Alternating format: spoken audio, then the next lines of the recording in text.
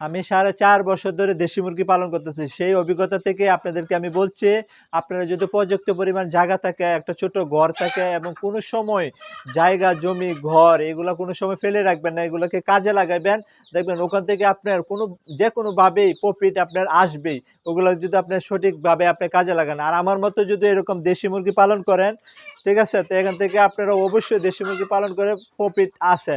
আর এইগুলা আপনার মানে এগুলার পিছনে সারাদিন যে আপনার শ্রম দিতে হবে, কাজ করতে হবে, বিষয়টা এরকম না। আপনি অন্য একটা কাজ করবেন, ওই কাজের পাশাপাশি এইগুলা কাজ করবেন।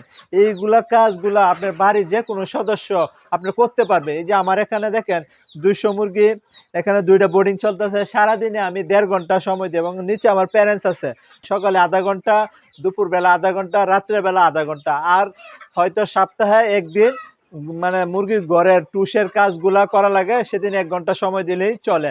এভাবে যদি মানে করতে পারেন, আর এটা অল্প দিয়েও আরো ভালো প্রফিট করা যায়। আমি একটা সময় অল্প দিয়ে কিন্তু ভালো প্রফিট করছি, এখন আস্তে আস্তে আমি খামার বড় করছি। তো আপনারা চাইলে অন্য একটা কাজের পাশাপাশি এই কাজটা যদি করেন, এটাও আপনাকে একটা সাপোর্ট দিবে, ঠিক আছে?